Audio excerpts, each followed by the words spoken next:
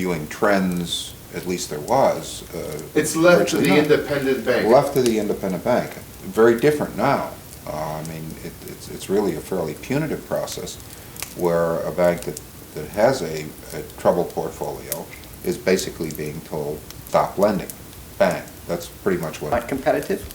We're not competitive. We happen to be sitting around. One of the things I want to get to at some point is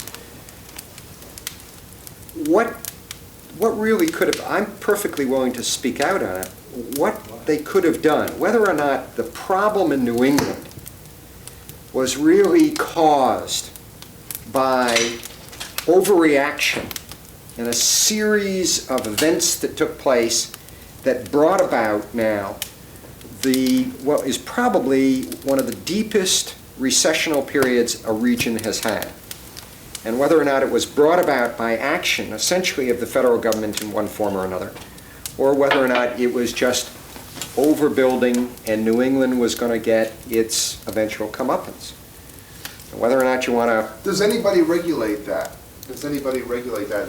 When all the banks are writing their loan, does the federal government get involved in that aspect, saying, well, we don't want you to write as many loans, or we don't want you to give that high a figure for this type of home in Bridgeport? It doesn't make any sense. Why are you giving $200,000 loans for a two-family house in Bridgeport? Well, they're doing that now, but they didn't do it when it mattered. The regulatory process over the years has not been prospective. It's always been reviewing history. That's right. And it's not current history, it's not yesterday's history. Basically, it's always been what you did over the last year or two since they examined you last. And so there's very little sophistication in viewing trends, at least there was. It's left to the independent bank. Left to the independent bank. Very different now. I mean, it's really a fairly punitive process where a bank that has a troubled portfolio is basically... The three of us that are last left, and we've just finished our last management committee meeting, and the others have left here. Maybe it would be helpful for other banks to hear some ideas, some things that we may have learned the hard way, things that we have done, some of the things over the last year and a half or so that we didn't know and no one really told us about. If you had to pick a couple of things that you would want to say to a fellow banker that might go through the circumstance that we have gone through and that will end for us in the next few days, what would you tell them? Where to start is the better question. I think what surprised me the most, and Tom may disagree with this, but what surprised me the most is as time went on how quickly the end came. There was a snowball effect. If we went back a year ago, December 1990, I would have, in fact, going back to that point in time, I thought we were going to make it. And it wasn't until we were not designated May, a problem bank until July of 1991.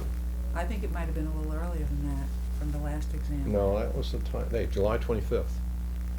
But anyway, it was getting toward April, May, June, I'd say, that suddenly there seemed to be a snowballing effect. More borrowers started becoming non-performing in a snowballing effect. We sort of felt as if we were losing control of being able to turn the institution around. And it happened very, very quickly once it reached that point. It was sort of a slow decline until it reached the point, and then it went like this. But Tom may disagree with that. Yeah, I think there is a lot of truth in that, and it leads into some of the thoughts that I have, that if you're going to take measures, you have to take them probably about 6 months earlier than you think you should. Or more. Or more. I think it's obvious to most people that if they're going to do something substantial, such as raising capital or subordinated debt, it's clear that has to be done early. And most people, I don't think, were very surprised at their inability to do that when things became difficult. But I think what we discovered is that even some rather ordinary kinds of transactions or efforts became a lot more difficult, a lot more quickly than we thought. Even things like selling loans selling servicing, borrowing from what was guaranteed credit lines. All those things became much more difficult, much more quickly than Yeah, you might they have sure did. imagined. So you really have to sit down. The tendency is to treat those kinds of actions as last recourse kinds of things. It's not the right framework to do. Plot out what you think you might need in that worst case eventuality, and seriously consider doing it when you still have a chance to do it. That's one of the things that occurs to me. I think one of the things we can Excuse all. me, if I can break in here. Mhm. Picking up the local radio station. That happens from time to time around here. Yeah. That's Try Weeby. the, they're supposed to Well, help. the rest is, I've got some. the rest falls off the sides of the slopes, you know? Yeah. So I think if we talk the capital issues early here, I think that's good. So why don't you, what level of liquidity, for example, before you talk capital, what level of liquidity did you find, Tom, was something that gave comfort to regulators? And was that a realistic need in terms of what the bank's actual experience was? That's a good question, and it leads to some other questions. The regulators, of course, are comfortable only with a fairly high level of liquidity. There are many different liquidity ratios, but basically they like to see something on the order of 20% of liquid type investment assets compared to deposits and short-term borrowings. And the problem with doing that, of course, is that there's a substantial earnings penalty associated with that.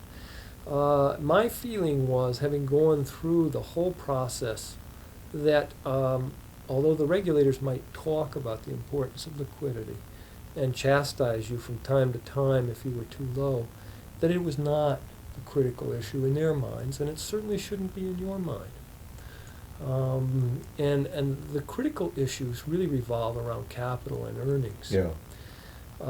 And that leads to some other considerations. I think it's a real mistake in most circumstances for people to downsize in assets. That's not to say you shouldn't consider reducing staff and expense items. That kind of downsizing, of course, is essential. But people who feel that the way to a superior capital ratio is merely to downsize in assets are probably making a mistake. Obviously, the assets that you downsize tend to be your best performing ones, they're the ones lowest others will risk. buy. Those are the ones you're making your revenue on. Right. And typically what happens if you merely focus on reducing assets is that you are unable to reduce your overhead expenses as rapidly as you reduce your assets. And this, of course, adversely affects your earnings. And earnings are the key, in my view. If you are at least not growing dramatically in assets, and you're earning money, eventually your capital ratio will begin to improve. And if you show long-term improvement in the capital ratio, it's my view that the regulators are not going to take dramatic action against you, regardless of what particular levels you may fall to. If you're showing an upswing, you will, one way or another, gain forbearance, is my view. And therefore, the idea of reducing assets simply to achieve a short-term improvement in your capital asset ratio is a mistake. The time to think about reducing assets is when you've turned around on the earnings curve and you're beginning to progress up in your capital. It may be that a significant capital to assets target is important, and you can strategically do that, perhaps right before an examination, achieve a particular level at that point. But before then, the idea of trying to improve your capital asset ratio in the face of negative earnings by reducing asset size is counterproductive. Do you think the size of the institution in question has anything to do with your view of that subject? In other words, do you think there's a greater possibility of forbearance, to use your term, from a regulator if the institution is larger as opposed to a smaller one? That's a little difficult for me to respond to because I've never worked in a large Just your institution. sense of it, do you have a sense of it? Yeah, I think the forbearance is certainly greater in a large institution. I think the regulators are reluctant to risk pushing a potentially salvageable large institution into a circumstance where they might have to deal with it. But I think still the same basic rules would apply to that institution as far as which should come first, earnings or asset reduction. Again, they may get a little more forbearance, but the concentration should be on earnings. And of course, when you get to earnings, there are many substantive things that you can do, and I think we'll probably talk about those later in terms of staff control and so on. But there are also some accounting things you can legitimately do. Investigate whether your depreciation factors and so on are fully consistent with the most recent standards. Look at your books. Sometimes there's some deferred income that you really should have been taking, and it was there all along, and you should take it. Some old liabilities that went away that you never recognized in the income. So it's worthwhile spending some time to take all the legitimate accounting techniques that you can. Do not, however, try to do things that are clearly not in accordance with GAAP. All that will do is raise the suspicions of your regulators. They'll find it eventually.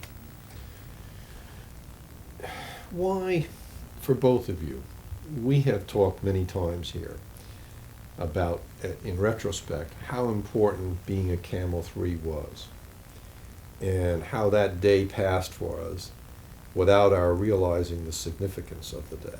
In other words, what things could we have done while we were a Camel 3 that was not available to us without a regulatory intervention, potentially, from that point on? Do you want to take a shot at that and see what you think? I think the most pronounced one, the most obvious one, relates to any kind of perks that might be given in the form of a contract to stay, or some kind of compensation to stay through to the bitter end, kind of thing. Any kind of compensation of that type, the regulators, I believe, don't look at it particularly closely for a Camel 3 institution, but they look very, very closely once an institution is a, quote, problem bank. I wouldn't pay out $5 to somebody once an institution's a Camel bank. In fact, we were a Camel 4 or 5. We were talking about that just yesterday. Tom and I were. When we were going down to examples, like we wouldn't even pay out $5 once the institution's Camel 4, because the regulatory agencies come down very hard on everything. And they don't really distinguish between the prohibited golden parachutes and other form of compensation that may be legitimate and justified. Yes, again, as I think I mentioned before, when you're Camel 3, that's the time to begin contemplating transactions that your instinct says you ought to wait for the last moment to do. Don't wait. That's right. Boy, did we learn that. Yeah. It's also the time, I think, to do an intensive review of your employee base, performance, capabilities, and so forth. Because any staff control program, which will both significantly reduce expenses and yet maintain the morale of the organization, can only be done on a long-term basis. Major layoffs and so forth are things that may be inevitable, but should be avoided or limited at all costs. And the only way you can avoid that is to take a long-term view of your staff. What abilities do people have to move into openings as attrition continues? Who are your performers who may not be the worst performers, but who are lower than average, and therefore should be considered for termination legitimately as part of your staff control plan? These things take time. Mm-hmm. And the idea of being, quote, more humane by not rocking the boat much better to rock the boat to a partial degree rather than produce upheavals down the line when it becomes necessary. So Yeah. you need time on your staff program. You need to do it. And in the long run, you'll find that you have a much better, a more humane reputation for doing it that way. Because you'll be able to provide the outplacement that you need for those few individuals who will need that. And everyone will understand what's going on. People will realize that they're going to be transferred to other areas, and that's for the best of the organization. But you need time to do that. You know, that's not just a Camel 3. I found that we became a much more efficient organization through that process. Every time there was a vacancy, we religiously, and it takes a lot of discipline to do it, we religiously reviewed each vacancy, as we all know, not just to see if that position is needed, but is there somebody else in the organization that could fill that position, and is that person's position needed? It made us a much more efficient organization, and in fact, while it's very tough to gain that kind of discipline if you don't need it, if a bank were a strongly performing bank, in this environment even, I would go through that process. I think it's an excellent process to go through and had a very positive result. Now, if an institution is a 3 and is concerned about a 4, becoming a 4, I think then it obviously becomes a lot more pertinent. But if an institution were a 2 right now, I think it's a good exercise. It's a good. It isn't a difficult discipline, but it is a good one. Tom, remembering what happened with us in terms of our borrowing sources, as some of them became a little uncomfortable with our circumstance, it might be good to recount that. And then I'd like Marcia to talk a little bit about reserves and from the loan standpoint. And I mean, you know, are you ever ready? You know. Hold on to that thought. So. Okay, with the tape is rolling. Oh yeah, I guess we might gotta get this. The right place. Okay.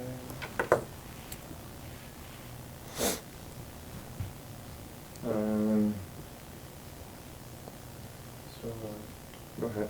Okay. So, as I said, are you ready? Are you ready for what's going to happen?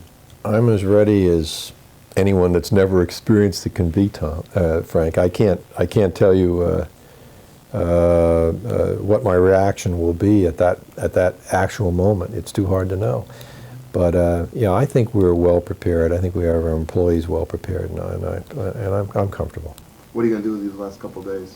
Well, the last few days, today will be some paperwork that exists, and tomorrow will be spent primarily in the branch system and in the operations center, because I want to go around and actually shake hands with every employee in the bank.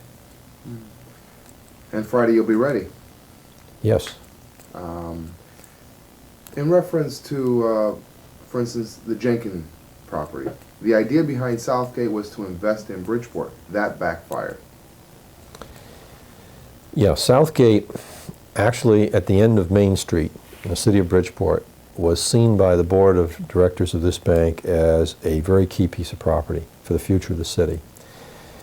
The bank was a community bank. No shareholders. Its responsibility was only to the community. For that reason, the board felt it was our responsibility to try to help in a positive way the future of this Bridgeport with a key piece of property adjacent to the downtown area. For that reason, the board voted to purchase that property when it became available, when the Jenkins company went bankrupt, and also keep that property from the hands of some speculators who were very interested in it, and that concerned the board of this bank. But it's backfired. It's backfired because, first of all, the price that we paid for the property a number of years ago cannot be sustained now in this very depressed real estate market. Every time the property is reappraised for regulatory purposes and accounting purposes, the value of it decreases, and we've had to write it down substantially and hold the property. The city has gone through a variety of administrations, none of whom have really grasped either the opportunity or the responsibility to assist us in bringing that property to some useful fruition for the city. What does this all do to a community? It hurts the community in many ways. It hurts the tax rolls of the city. It hurts it costs the city jobs. A piece of property of that size could be a very major development and provide a lot of employment opportunities for people. It also robs the city of a positive development. This city badly needs positive developments. And a couple of things happening can make a marvelous, marvelous change. Look at Stanford 20 years ago. When GTE decided to build a downtown campus, it turned the city around almost overnight. It's easy to have hindsight. What would you have done differently? Had you known what you know today? Well, in terms of, are you referring to Management. overall management of Yeah. the institution? What could have been done back then? I think we were probably overly aggressive in helping builders build buildings that they now cannot rent or sell. In hindsight, that's an error that we made. I think also in hindsight, we probably didn't recognize the implications of the full implications, long run, of the change that occurred in the Tax Act of 1986. I think we probably underestimated the long-range effects of the October 1987 stock market crash. All these things are reflected now in the incredible decline in real estate values in this area. Now, in retrospect, looking back at what this bank has done for the community since you've been here, all the different promotions, the different involvements, the volunteerism, what are your thoughts? I don't regret a one of those, Frank. I think this bank did an incredible job of recognizing the fact that it was a small institution, that its primary contribution could be its people, that we had the term sweat equity in here for years. In other words, we can only give a cause relatively modest dollars, but we have a lot of good people and talent that we will share with you. Every administration, Republican and Democrat, has benefited in this city in the years that I've been here. We've had as many as 3 or 4 of our employees on loan to the city government, many of them in very key roles. We've had our people volunteering. I think the last figures I saw, over 50% of the employees of this bank were involved in some type of activity. We were the only bank I know of that gave people time off during the workday to deliver Meals on Wheels to shut-ins, and that program we did for years and years. There's a lot of very happy things to think about that we did, and I wouldn't undo any of those as a result of what's happened. Any parting comments? I think I'm very concerned about this city. That's my parting comment. I think when a city in the 70s and early 80s loses its manufacturing base, the people that used to make decisions are no longer here. They're in Providence or Boston or Hartford or some other city. And we have regional managers here who are not able to commit their institutions. And now we look in the latter part of the 80s and the early part of the 90s with the demise of the banking industry that was once so strong here. There were 11 financial institutions headquartered in this city less than 10 years ago. And when we are acquired within the next 48 hours, there will be only one institution. It's a marvelous institution, People's Bank, but still in all, they'll not have an awful lot of neighbors to help them that are home-based here. I think the people that come in to run institutions, both in manufacturers and banking, don't have that tie to Bridgeport or the same level of concern for Bridgeport that many of us did. I'm very concerned about this city. But I intend in some way or other to continue to work or help it as best I can. Okay, if you can get reversals now, set up for a reversal. Let's get room tone while we have a I'm chance. sorry, room tone? We'll Oh, just- he's gonna get sound? Everybody will just pause for 30 seconds. Just This relax is- and don't say a word. This is room tone. So, Go ahead. Okay, so, as I said, are you ready? Are you ready for what's gonna happen? I'm as ready as anyone that's never experienced it can be, Tom, Frank. I can't tell you what my reaction will be at that actual moment. It's too hard to know. But I think we're well prepared. I think we have our employees well prepared, and I'm comfortable. But I think we're well prepared. I think we have our employees well prepared, and I'm comfortable. What are you gonna do with these last couple of days? Well, the last few days, today will be some paperwork that exists, and tomorrow will be spent primarily in the branch system and in the operations. As the bank, as we progressed, Tom, negatively progressed, we got some surprises in terms of our borrowing potential sources, and you might just spend a minute and just talk about what we learned in that. Yeah, we had the That might be Federal helpful. Home Loan Bank as the institution in which we had a guaranteed line of credit, ostensibly based mostly on our collateral value, which we had plenty of collateral.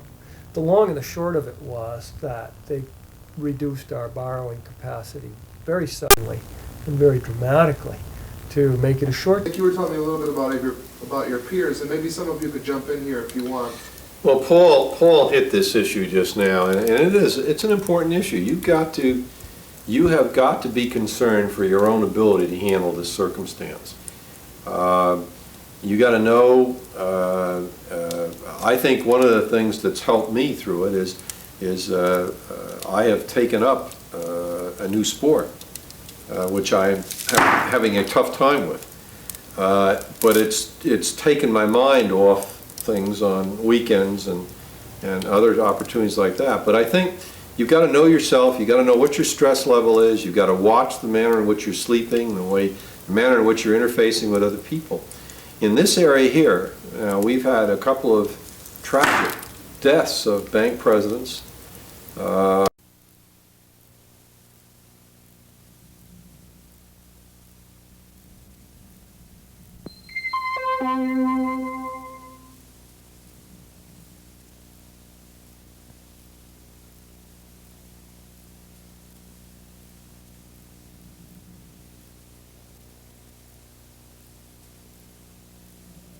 Why are you doing this?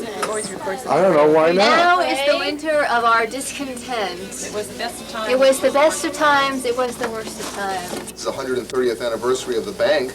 We started in 1859 in the city of Bridgeport, and we've come a long way despite everything that's happened throughout the years, and we're very proud of that. And we're proud of the fact that we're also expanding. And so things are going pretty well at a time when maybe it's not going so well for others. The Bankmart today is actually the largest bank that serves only the eastern Fairfield County area. We are the largest. Bridgeport is our only city and the towns around Bridgeport. So the community that we service is perhaps somewhat narrow, but we're very focused in it, and we mean it when we say we want to be the very best. Some 3rd, 4th, and 5th graders at the Blackham Elementary School in Bridgeport learned how to save today the real way. 8th graders processed bank deposits from the Smart Savers for delivery to Bridgeport-based Bankmart. The school project teaches the kids responsibility and gives them a first-hand look at banking. Day one, Bankmart introduced an entire program aimed at helping minorities get home loans.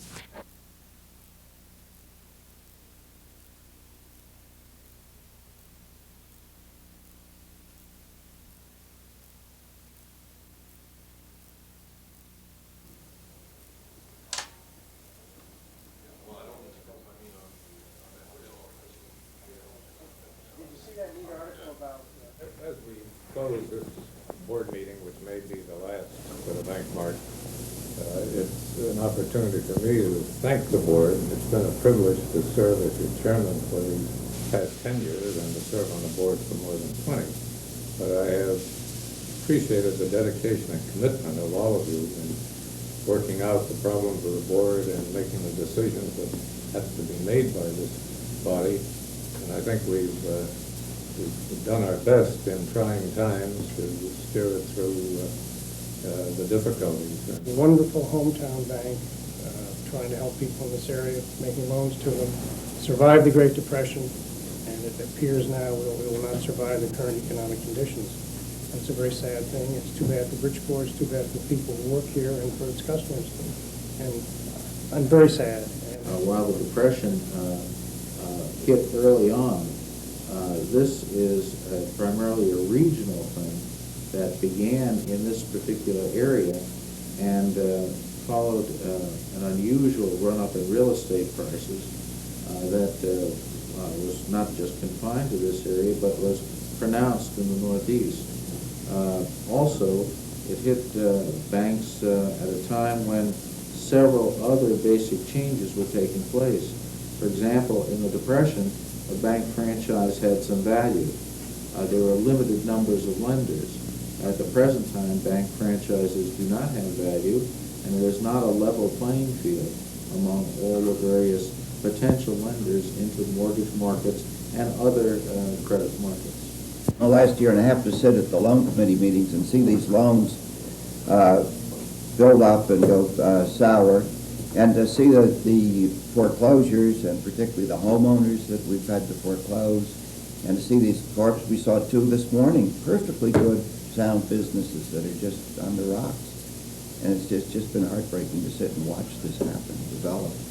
This is a city that had 11 financial institutions headquartered in it less than 10 years ago. There were 5 commercial banks, there were 3 savings and loans, and 3 savings banks. As we sit, there are 2 left of those 11, ourselves and our large competitor, People's Bank. We are the last mutual left in this city, and it's a very significant moment, not only for this bank, but for the city. This is a bank that through the years has been a very strong participant in the activities of the city. Over 50% of the employees of this bank are involved in some circumstance of helping the disadvantaged peoples or some of the Mosneri institutions. It's a very important moment for them, not only for their jobs, but also for the city. There's no question there's a lot of emotion. Every person sitting at this table, at this board, knows that a few minutes ago I was very close to tears. And it's tough. I would entertain a motion that we adjourn, and which may be the final meeting of this Board of Trustees. Second. Moved and seconded. Any further comment or discussion? Those in favor? Aye. Aye. Opposed? It's unanimous, and we are duly adjourned. And again, a big thank you to all and to management. I wish you well. Here's to those who wish us well, and those who don't can go to. Well, one of my absolute favorites from W.C. Fields was he said, every man has to believe in something. I believe I'll have another drink.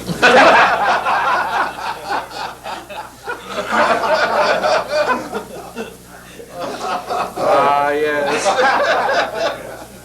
I really don't feel that I'm losing, like some may, part of my life. I might lose my job, but Frank, when you think of what could happen to me in my life, the real tragedies, loss of a loved one or anything, I'm losing my job. I get another one. It may not be, I'm not going to lose touch with my friends. If we had survived, I think maybe that would have surprised me, because any bank that was an aggressive lender is facing the real estate problems in the Northeast. What we're beginning to see from the customer who comes in every day or once a week, cashes his paychecks, knows the tellers by name. I mean, some of them that have been in here to see me have never been in my office before. And they're genuinely coming in with a concern, is Debbie going to lose her job? Is Liz going to lose her job? And that kind of makes you feel good. One of the things that you need to be able to have a real good handle on in a job interview, or any problem areas that you've had in your career or background. For example, for you, Barbara, if it's something you're sensitive to, is the lack of formal education, higher education, then that might be one of the things. For those of you perhaps who have been terminated from a job or have been through several layoff kinds of situations, those might be difficult areas that you feel that you're going to need to address in an interview.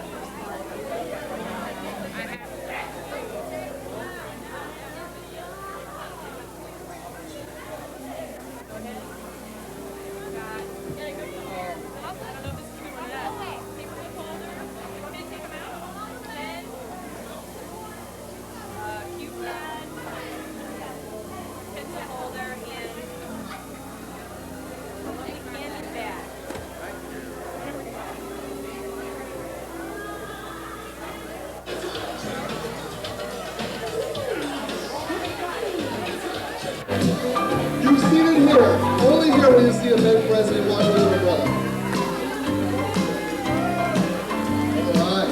And the winner is 008. Here for something like this. Just try to do the best you can, Frank. If you asked me why I thought it happened, I could tell you what I tell them. What do you tell them? Bad management. Yeah, that's what happened. That's what happened. And how do you feel now after all this is happening? I mean, you've been with the bank so many years, and now this... I'm not in their chair. I didn't make the decisions. Only went along with what they had to do. I think everyone did a wonderful job. I'm sure Dick thought he made the right decisions. What are you going to do? These things happen. It happens. What are you going to do? You roll with the punches, what you're saying. You're right. Roll with the punches more than punches. How are your people taking it? They're taking it hard. They're afraid that the people that they know are not going to be there. That's what they feel worse about. I don't think, in my case, I don't think there's a lot of people that are worrying about their job more than they're worrying about the people that they're not going to be working with. That's more their concern than even their job. If you were to tell everybody about your experiences at the Bankmart, how would you characterize the Bankmart and what you've been through? What I've personally been through, the Bankmart's been wonderful to me. Personally, myself, it's been wonderful to me. I can't say anything about that. Do you think it affects the community as a whole? Oh, yes. Oh, yes. Yes, the community's going to lose a lot. How's that? Well, the Bankmart did a lot. They had a lot of good people that wanted to volunteer and do things for the community. I don't think that's going to happen now. I'm not concerned about that, Frank. I'm concerned about the fact that I lost my shoes, you know? Oh. I don't know where they are. Somewhere in that room, you know? So you're having a good time today? We have to deal with the current issues, you know? That'll be next week. This is now, you know? This is now. Actually, tonight was to have been the night that we were going to have a retirement party for a very special lady. A lady who came to this bank on March 7th, 1944,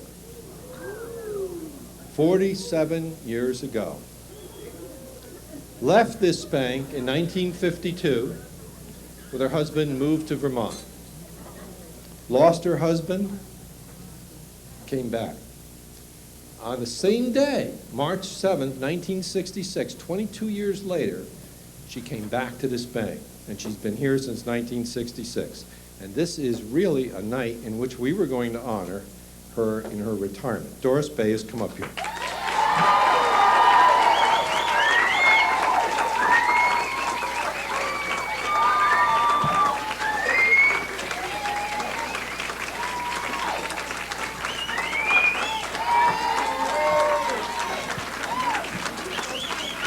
You know I do that to you, didn't you? I didn't think so. I thought it was going so great. Nobody was going to say anything.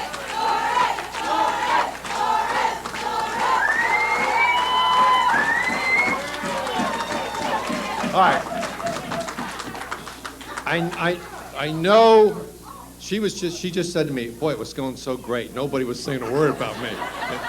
There's a couple of very nice things for you, Doris, but you can open those when you got some time, okay? But I think this group would like to hear a couple of words from you, okay?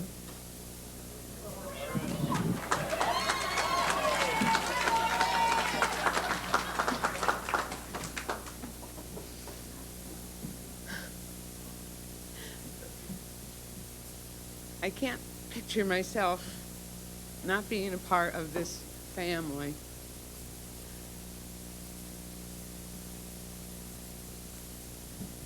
I've looked forward to retirement for so many years,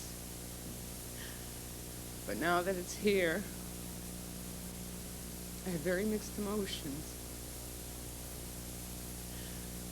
There may not always be a building with the name Bankmart on it, but there'll always be a Bankmart in my heart, because the Bankmart isn't a building, it's people.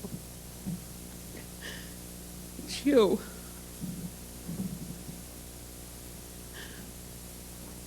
I was so proud when I came at the age of 17 to City Savings Bank. And I'm proud today. I'm proud of the Bankmart. And I'm proud to have such wonderful friends. I'll never forget you. They can take the name Bankmart away, but they can't take my memories away. I love you.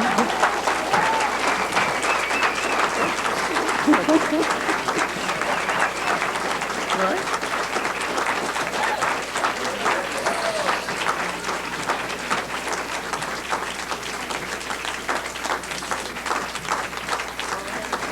You'll all be in my prayers, and I wish the best for all of you. I know you'll all do well because such people like you are needed out there, but you'll all be in my prayers and thoughts forever.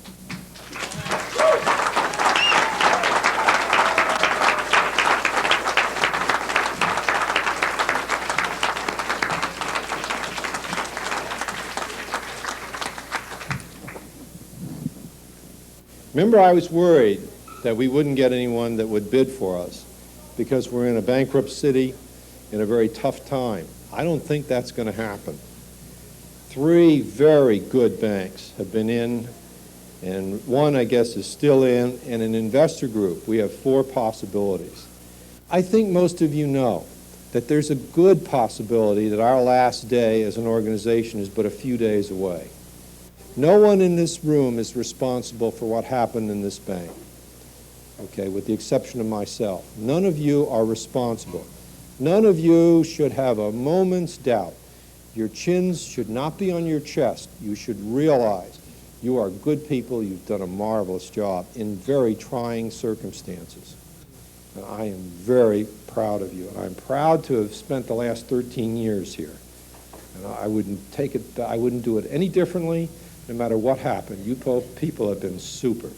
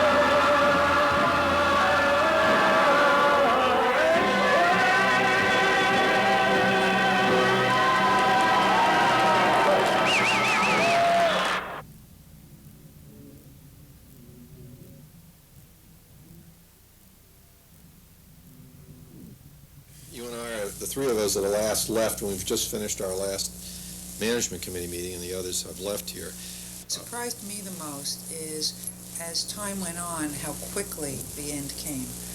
There was a snowball effect. If we went back a year ago, December 1990, I would have, in fact, going back to that point in time, I thought we were going to make it.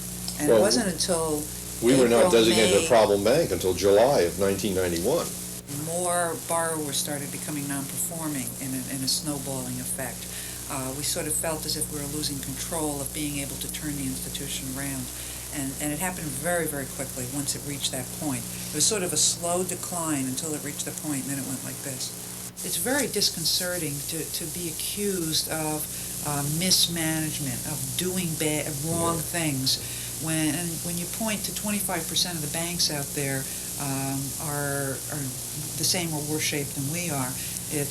That doesn't get heard, but you should have, with the finger pointing. That's very disconcerting when the economy is so destructive. My feeling is you're moving toward large, but rather non-diversified institutions, with a few exceptions, and that's really not an environment that I'm particularly comfortable working in. Are you going to stay in banking? Probably not. Probably not. I may go into environmentally related fields, and somewhere where I can use a financial background. It's been a pleasure to work with you. Same here. Tom? Best of luck to you. Thank you. A real pleasure. And you. And you. Right? Yes, I received a letter dated December 10th from the FDIC, and the letter is addressed to our operations chief and our board of directors, and the letter is telling us we are not to take down our computer system this weekend, so that all but guarantees the fact that the FDIC will assume control of this bank either tomorrow or Friday. Coming to near the end now, in retrospect, how much does Dick Freeman carry on his shoulders? Well, when you're a CEO, Frank, you have to carry the burden of an institution in two ways. One, you are responsible for what happens on your watch.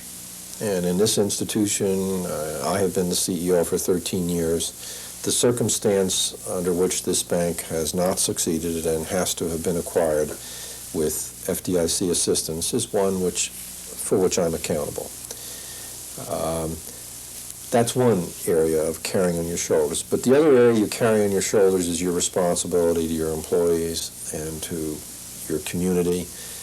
The four of us being part of a larger group of about 9, in order to meet once a year to meet on an informal basis to totally disclose both the good things that had happened and the bad things that had happened, what we had learned from the experience, and to share with each other what that process had been to the point where we could gain from the experience. Would you have ever imagined that 90% of that group is now in trouble?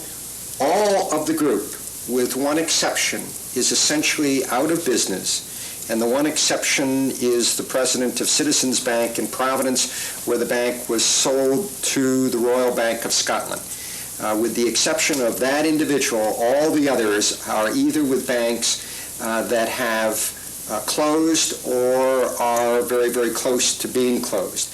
And quite frankly, as I look back on it, I'm not at all surprised, because the individuals that we brought together were individuals that thought more about the strategic implications of where our industry was going than anyone else. And the reality of what has happened is that those individuals that had strategic thoughts are now those individuals that are in the deepest trouble. This group of bankers may very well be a group in a therapy session somewhere, because you're all going through some type of emotional distress over this, I would suspect. Would you tell me about that? You're all part of a new peer group. Well, I don't think you can take what's going on personally and emotionally. I mean, you have to move on. And I think all of us and the others of this group that aren't here are part of a process. And it's a process that's supported by Congress. Some of it comes out of the Texas situation. But it's basically to reduce the banking industry by a substantial amount over a period of time, so the ones that survive will be far more competitive. Wasting too much time trying to be careful that we don't get blamed for it. And Congress is behind all this too, saying, gee, regulators, you haven't been tough enough on those banks. And now the regulators are getting tougher on the banks. And now I hear some things coming out of Washington that say, well, maybe the regulators are too tough on the banks. We're just spending too much time trying to find who's to blame. It's a situation we're in now, and we ought to be spending our time trying to figure a way out of it.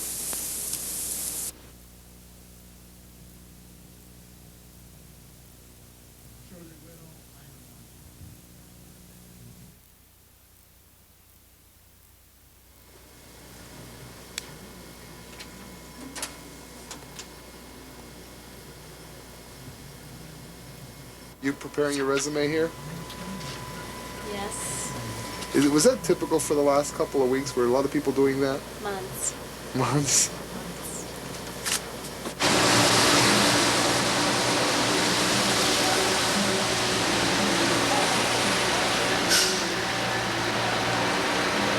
So how's it feel being oblivious? Oh, Oh, it's just great.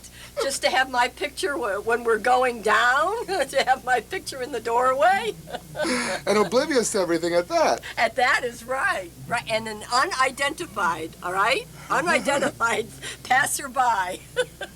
I should have had a sign on the front of me. I'm a Bankmart employee.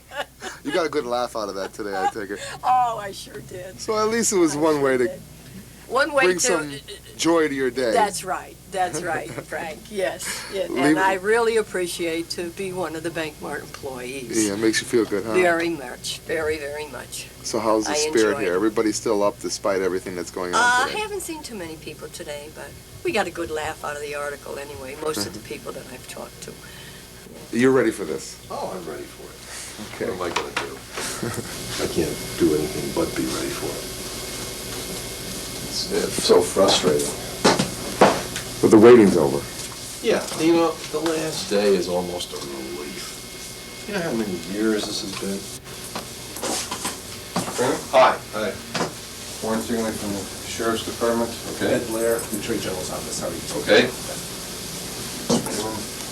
Have a paper as your instruction from the Banking Commissioner with the hearing 2 o'clock this afternoon. Okay. At Superior Court in courtroom 6F. 6F? That's on here? Yes.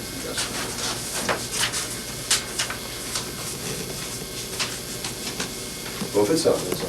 All right, just finish it.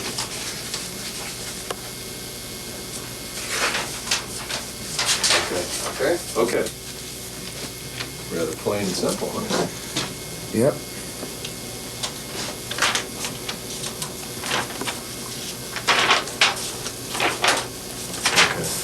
Did you know the Attorney General's office would be here too? Yes, yep. Yeah, Blumenthal is listed in here, and a guy named Haynes, although I didn't hear what this guy's name was. Were you a slight bit nervous? No. You were nervous even though you knew it was coming, you were relaxed, you were very comfortable with it. Yeah, no. No. It's almost a sense of relief, as I've said to you. You know, after so long playing around with it. Did he tell you what time to arrive at the courthouse? 2 o'clock, in room 6F.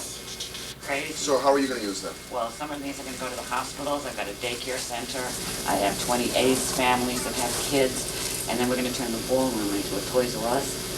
And people can come in and get toys and food and leave with their dignity. Okay, and I'm glad we could help you. Oh, God, you never said no to me. It's gonna happen.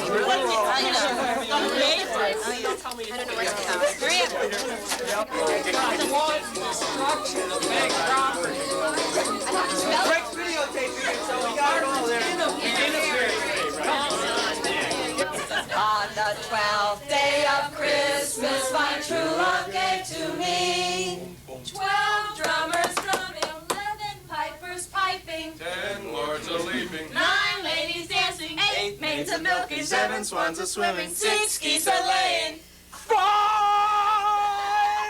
not 3, but 5 gold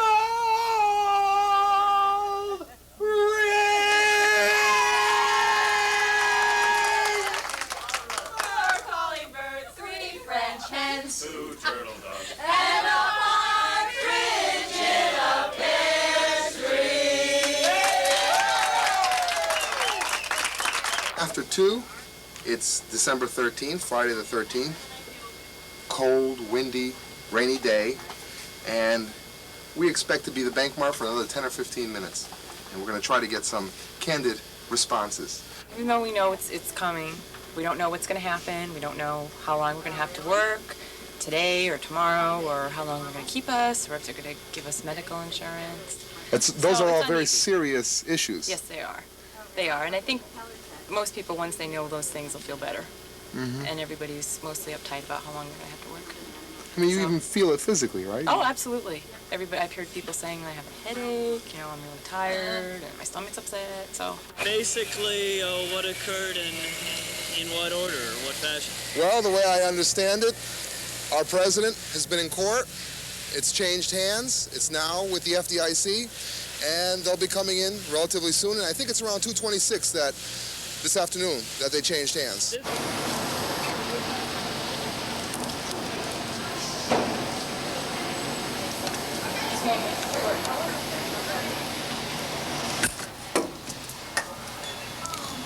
Go get it.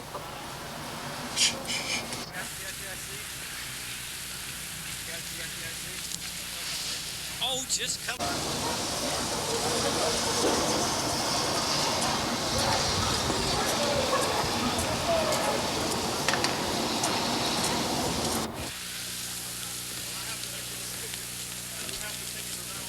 You're fine, Phil. Keep walking. Okay.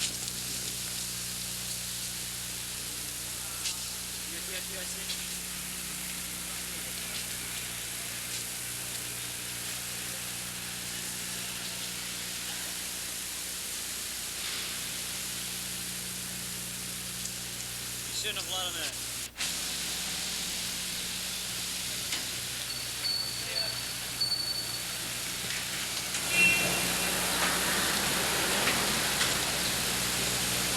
Sorry.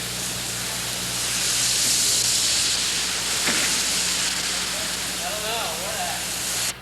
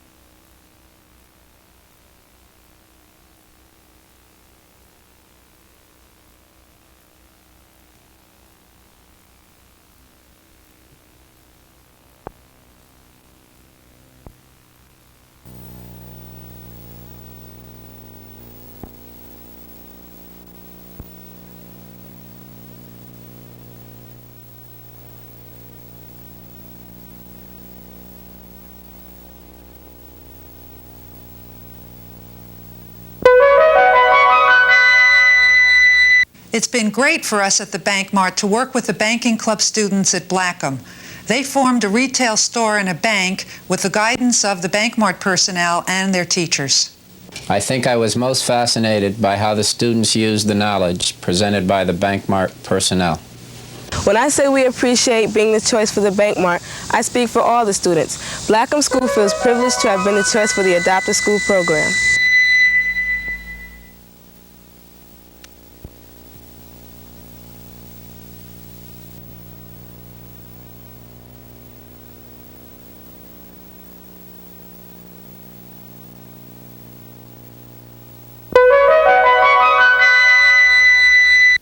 Last year, the Bankmart adopted Blackham Middle School. It's been wonderful to see a relationship develop between students, faculty, and bank employees.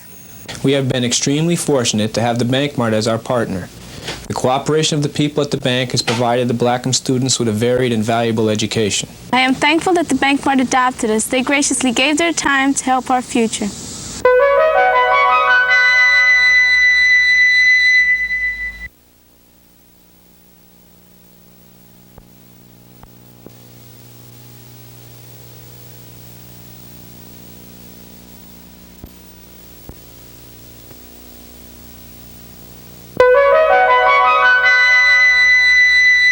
I became a tutor for the Bankmart because I love kids, and they really needed my help.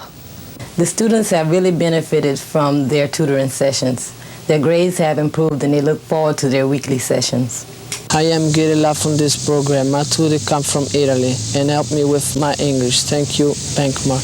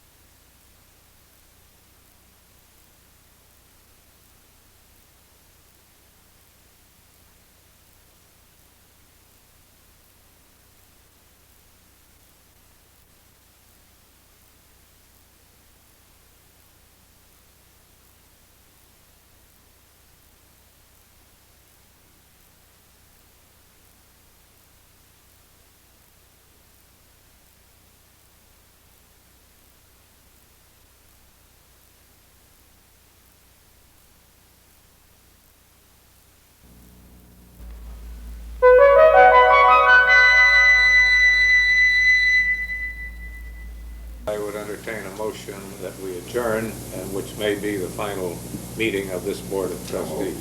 Second. Moved and seconded. Any further comment or discussion? Those in favor? Aye. Aye. Opposed? It's unanimous, and we are duly adjourned. And again, a big thank you to all and to management. I wish you well. Here's to those who wish us well, and those who don't can go to.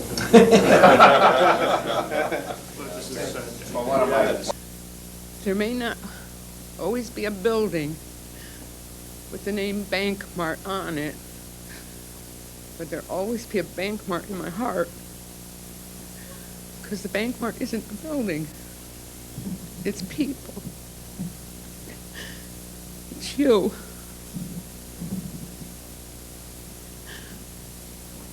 I was so proud when I came at the age of 17 to City Savings Bank. And I'm proud today. I'm proud of the Bankmart. And I'm proud to have such wonderful friends. I'll never forget you. They can take the name Bankmart away, but they can't take my memories away. I love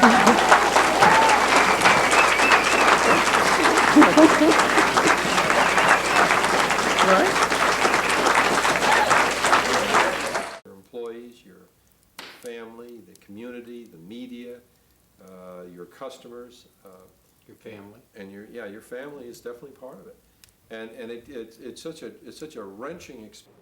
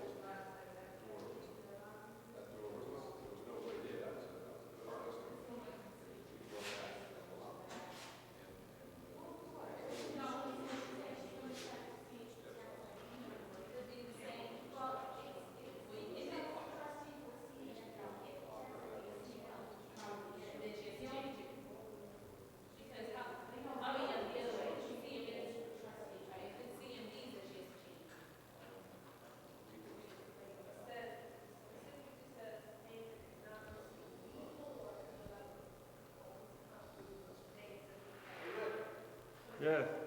When you're finished, there's a nice angle from up here. A nice angle from up here. Okay. Tilt them down, okay.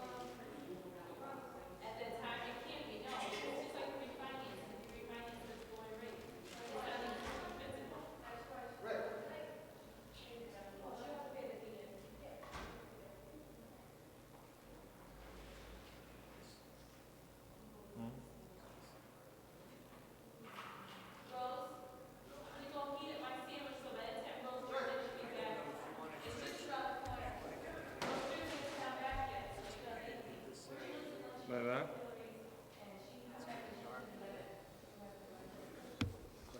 I'll be right there.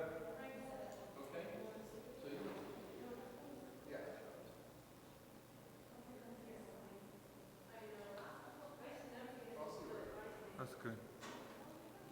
Okay, pause tape. Okay. Yeah, speed. All the way, Rose, as far as you can without blocking it. All the way. Okay, then close it all the way.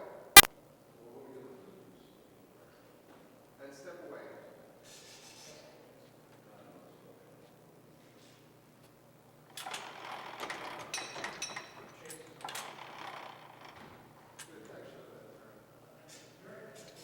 Okay.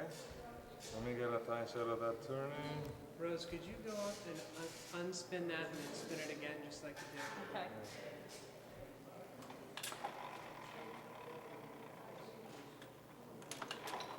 You were standing on the other side. Yeah, you were standing on this Yeah, I side. know, yeah. but I can't spin it that way. Ready? Go ahead. Can you do it again? Yeah, one more time. Okay. Now you want to close it, right? Get a wide shot of the door first. Yeah, hold on. It's a beautiful door, though. Can you stand back a little bit? Yep.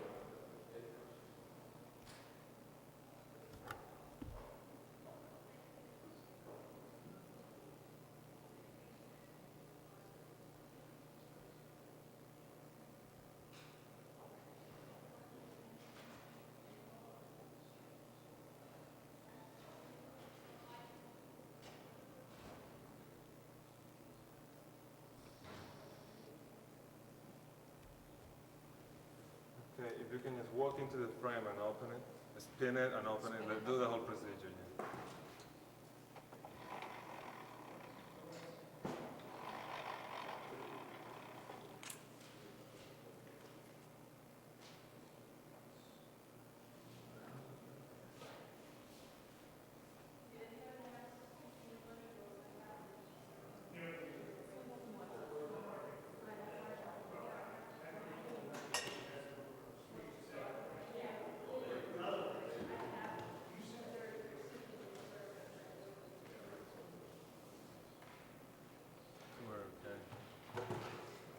Okay. We just get one shot of this and that's it.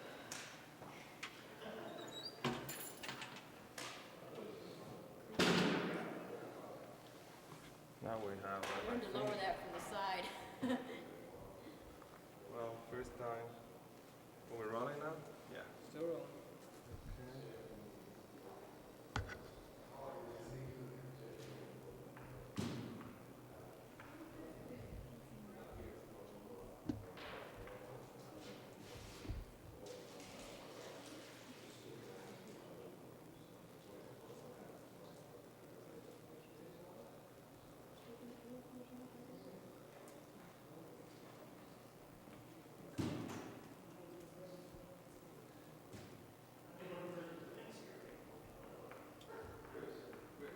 We got it.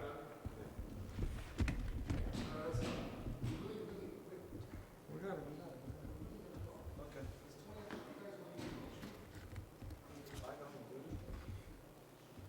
You want to eat?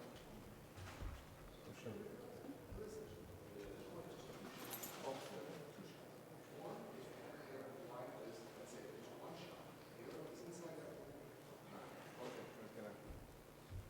Thank you very much. My pleasure. Oh no, it was my pleasure. Okay. Whichever. Okay. Equal pleasure. Okay.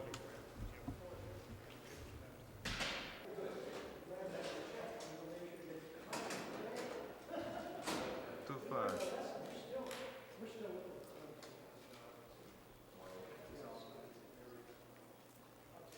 Didn't work.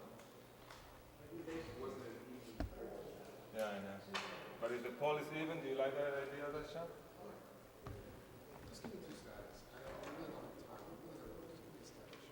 Okay, that's when it started. You're talking to everybody. Did you get that door? Hold on a second. I'm fixing the shot using the other shot. That's okay. How you doing? Dick, if you can leave the shot, that'd be good. If you can walk out of the shot, that'd be good.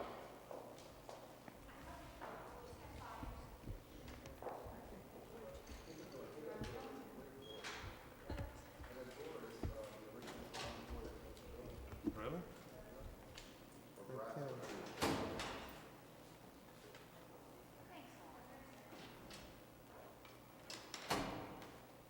Why like that?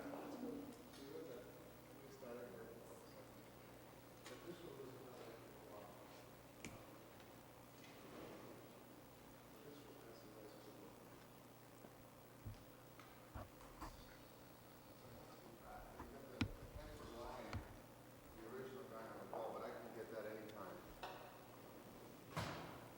Let's go. Okay. And what about this shot?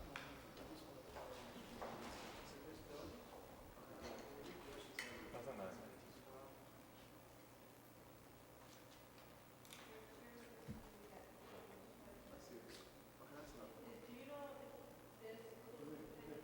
Don't move me. I'm giving you a shot. This is actually the only one that you can use from up here. Beginning here.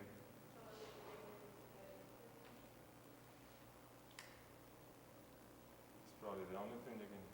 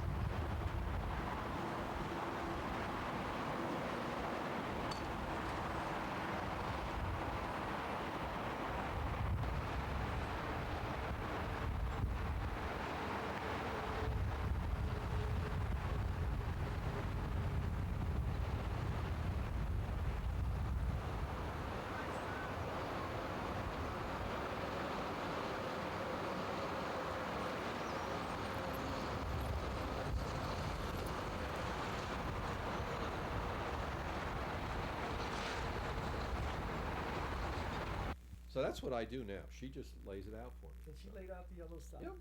Yep, honest to God. Okay, as long as family harmony is You preserved. just that's- tell me when you're that's all rolling. I- Okay, just roll.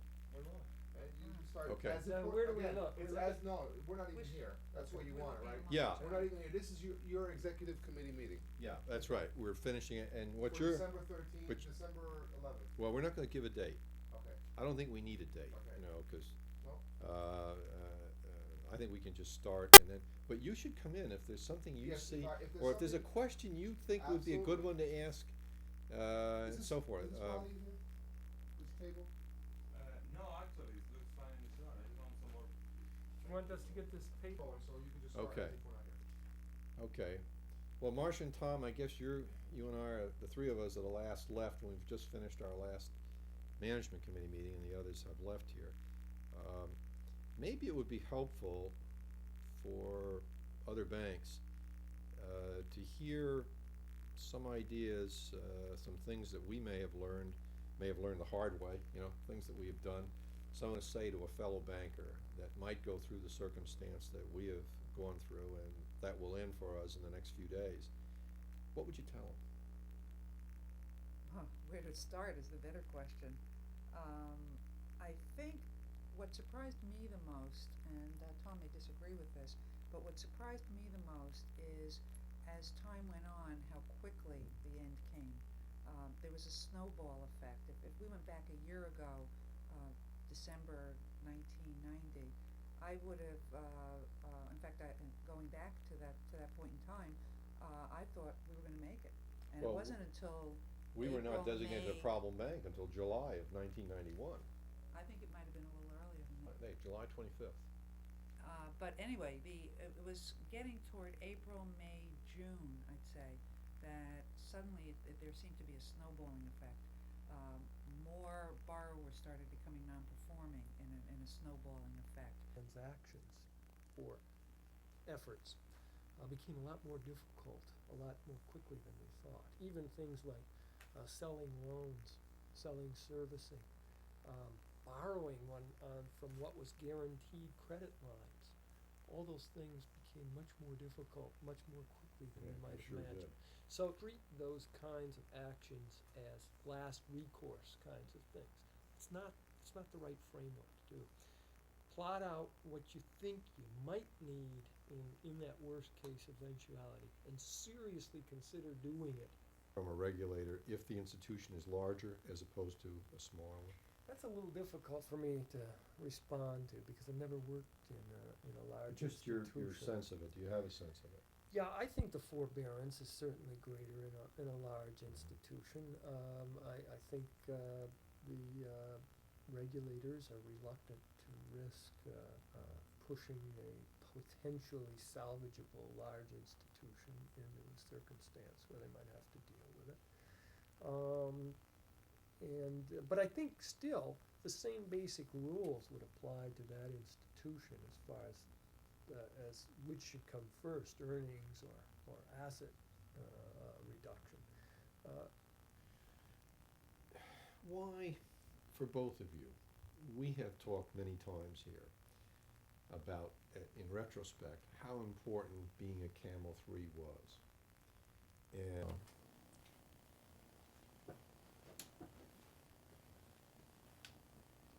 Okay, the tape is rolling. Oh, yeah. I gotta get the right place. Focus on the right. Okay.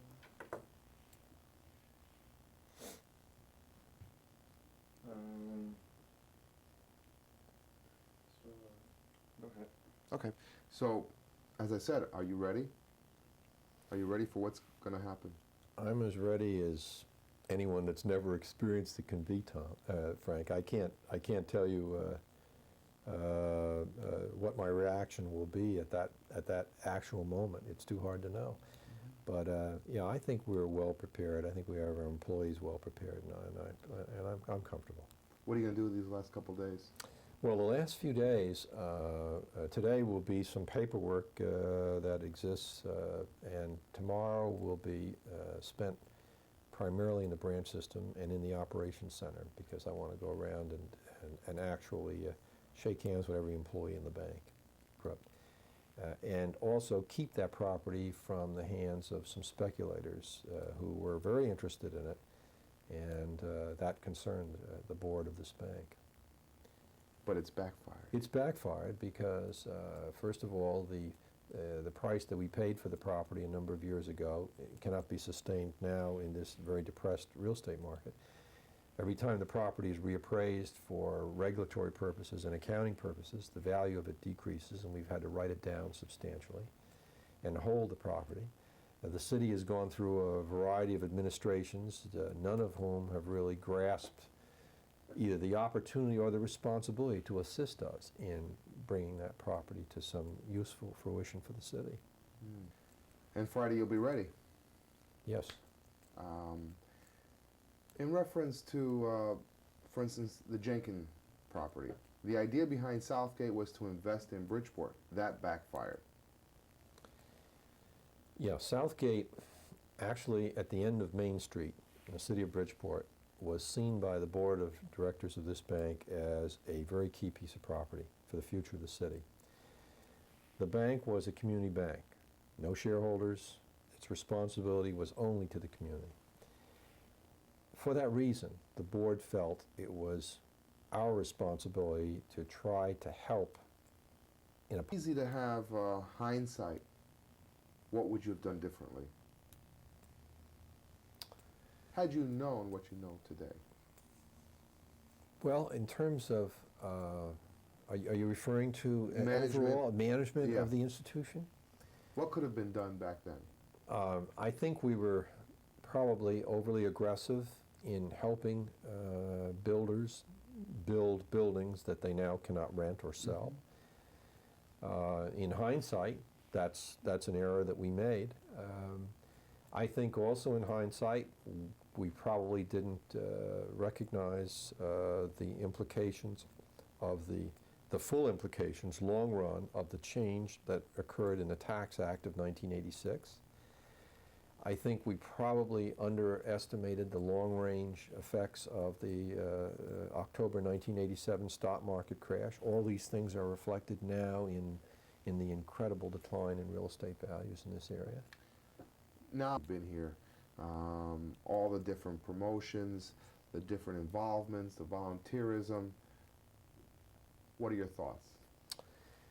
I don't regret a one of those, Frank. I think this bank did an incredible job of recognizing the fact that it was a small institution, that its primary contribution could be its people, that we had the term sweat equity in here for years. In other words, we can only give a cause relatively modest dollars, but we have a lot of good people and talent that we will share with you. Every administration, Republican and Democrat, has benefited in this city in the years that I've been here.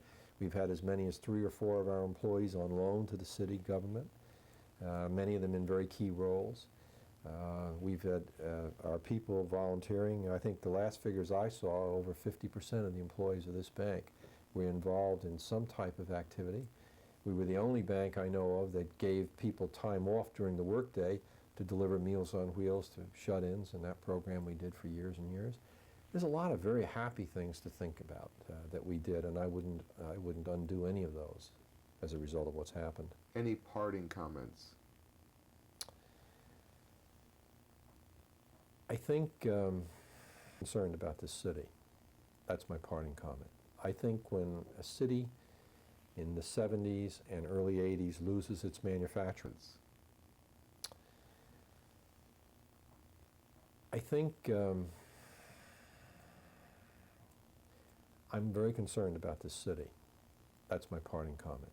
I think when a city in the 70s and early 80s loses its manufacturing base, the people that used to make decisions are no longer here. They're in Providence or Boston or Hartford or some other city. And we have regional managers here who are not able to commit their institutions. And now we look in the latter part of the 80s and the early part of the 90s with the demise of the banking industry that was once so strong here. There were 11 financial institutions headquartered in this city less than 10 years ago. And when we are acquired within the next 48 hours, there will be only one institution. It's a marvelous institution, People's Bank, but still in all, they'll not have an awful lot of neighbors to help them that are home-based here. I think the people that come in to run institutions, both in manufacturers and banking, don't have that tie to Bridgeport or the same level of concern for Bridgeport that many of us did. I'm very concerned about this city, but I intend in some way or other to continue to work or help it as best I can. Okay. If you can get... You ready? You rolling? Rolling. Okay. We're rolling. All right. Let me start by saying, well, I guess it's inevitable. You received a letter today from the FDIC suggesting that they will be using your computer system. I guess that says something about this weekend. It's for sure that the bank will be acquired this weekend. Okay. And this all after 35 years in banking and 13 years as the CEO of this bank. Can you tell us a little bit about what you will do from here? My intent is to rest for a couple of weeks and then go and help other banks live through the kind of experience we've lived through in the last 2 years. We have videotaped quite a few events here at the Bankmart in these last couple of weeks. What is your intent with that footage? With that footage, I intend to combine that with a very extensive outline of suggestions and take them out to other banks who will have to live through this experience after us. I guess it's safe to say that your audience will be troubled financial institutions. Troubled financial institutions plus Camel 3 institutions who may feel that they're going to be troubled in the future. You're also going to be talking to board of directors, I take it. Yes, board of directors, where management wishes that to occur, and hopefully that will happen. Okay. Tell us a little. Tell us. Okay. I'm getting an expressive shell. I'll be finished. I'll do this for a time. Go ahead. Tell us a little bit about your background. 35 years in the business,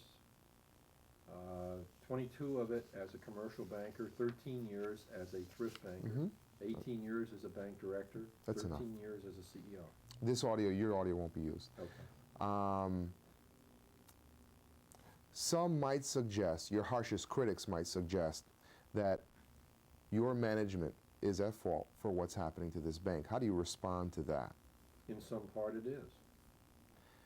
In reference to your feelings in retrospect, in hindsight, if you were able to do things differently, knowing what you know now, what would you do? Probably make fewer aggressive loans to major builders. Looking back at the community involvement of this bank, how do you feel about that? Do it again, please. Okay, I'm going to do that again. Looking back at the last 13 years, the community involvement of your employees of this bank, in retrospect, how do you feel about all that? I think it's been one of the highlights of the bank, Frank. These are your last couple of days. What are your thoughts? My thoughts are to try and keep up the spirits of all the employees of the bank. And we're done. You should probably get some, if you just... Okay, I'll just, now you can just talk about anything now, and I'm just going to respond. Okay. Reactions. If, let's see, what time do you expect to get out to the house? Okay, so right now, oh, I can't talk. You just have to talk to me. I have to talk, okay. So you can nod to me. Yes, I can. The intent that I would see, I've told them to come at 2:30. Excellent. If you were there and set up, you know, I'm going to give them a drink to relax and so forth, so that we get some very candid observations. And I guess you tell them, you know, hey, anything you say, if one of them says we think a Nazi ought to run the FDIC, you're going to.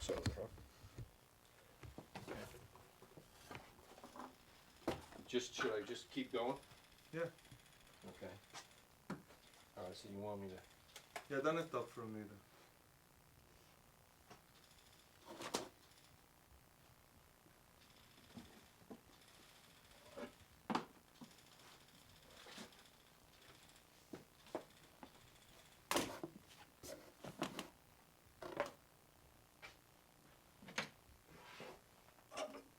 Like a bottle of whiskey.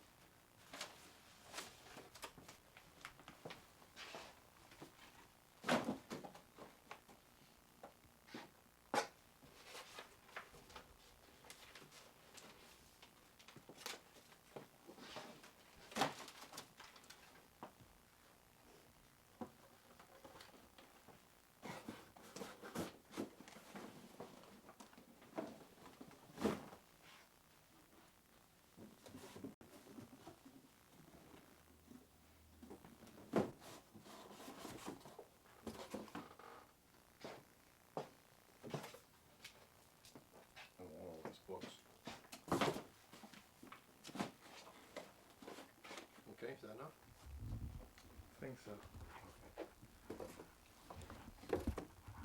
Some of the books. We've taken a lot of books out here, Frank, that I don't want. Take it home anyway, as if you're alone though, you're acting as if you're alone. Yep.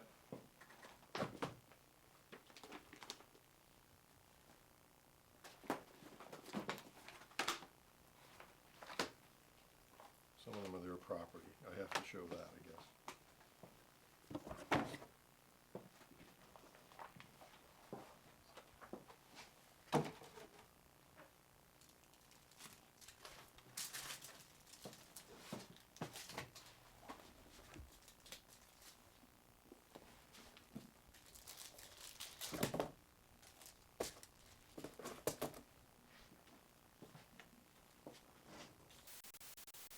Concise now, so we can get this thing done. All right, so we don't have to restate the question, right? We can just Oh, go no, ahead. restate it anyway. I don't remember it. Put it on one- You know, whatever. as the bank, as we progressed, Tom, negatively progressed, we got some surprises in terms of our borrowing potential sources. And you might just spend a minute and just talk about what we Yeah, learned we in had that. the That might be Federal helpful. Home Loan Bank as the institution in which we had a guaranteed line of credit, ostensibly based mostly on our collateral value, which we had plenty of collateral. The long and the short of it was that they reduced our borrowing capacity very subtly and very dramatically to make it a short-term capacity only.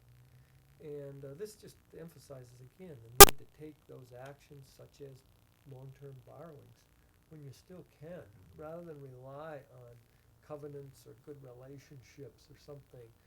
They just won't be there. There are a million ways that one can wiggle out of these so-called commitments, and you just shouldn't rely on them. Interesting to see what you say to this. If each of you had one piece of advice that you would give to other bankers that perhaps were ultimately going to face the circumstances that we have faced in here, what would it be, just out of interest? Stay away from consultants. That's what I would say. If you need a consultant for a specific issue, treat them exactly what their name is, consultant. Consult with them. What there's a tendency to do, a bank will go from a 3 to a 4 situation, become very scared and feel naked. If you want to discuss that. Just give me a sense of what you've learned and how you feel about the banking business now, having been through this. See, I see a combination that I don't like, probably inevitable. It's a combination of increasing concentration, thus meaning less kinds of jobs for people like me, and yet limited powers. What we seem to be producing is a gigantic series of clearing banks that and just are not going to have many interesting things to do because of the political atmosphere that we're in now. Now, of course, that can change over time, but my feeling is you're moving toward large but rather non-diversified institutions, with a few exceptions, and that's really not an environment that I'm particularly comfortable working in. Are you going to stay in banking? Probably not. Probably not. I may go into environmentally related fields, and somewhere where I can use a financial background. Thanks for your candor. That's a good answer. Marcia, how about you? Well, partially for the same reasons as Tom. I'm not planning to stay in banking. Part of it is it's becoming the regulators' push, which I can't disagree with from an economic or banking point of view, but the push towards fewer, larger institutions is not an environment I really particularly want to work in. I'm also, and I referred earlier in our discussion to how disconcerting it is to be blamed by the regulators for this circumstance, and that's also, I think, is eaten away some of my enthusiasm for the banking business, to be candid. That's interesting, being you were a regulator for, 7 years of your life? Yes. It's a different environment back then. It was a different attitude. Yes, in it was, regulatory yeah. agencies. I am looking at going back into law, and I'm talking with a lawyer now about joining that person's firm. I've been referred a client. I'm just trying to postpone it until everything here is final and taken care of. And I'm looking forward to that, actually. What about all your feelings about, and don't look at me, look at Dick, what about all your feelings regarding the final days? Well, let me take a shot at that. The final days, to me, are primarily a concern for the people in the bank, trying to keep them, together, really. That's why I think the social function we ran last week was very well advised. Not only well attended, but everybody had a very positive time. The feedback that's coming back from that, best party we ever had. Yeah. It was not morbid. I think it was not we negative. have worked hard as a management group to foster that feeling of don't get your chin down on your chest, don't feel bad about yourself. And I think that's the focus. That's at least my focus of these last few days. If I know that tomorrow is actually our last day, I intend to spend it in the branch system and saying goodbye to all the people because I think that's important. So I imagine you guys feel the same way pretty Yes, much, don't you? yeah, I plan to make a circuit of the Yeah, branches. I think we should do that. Yes, I think so. And also not just the branches, but our operations center as well. Yeah, right.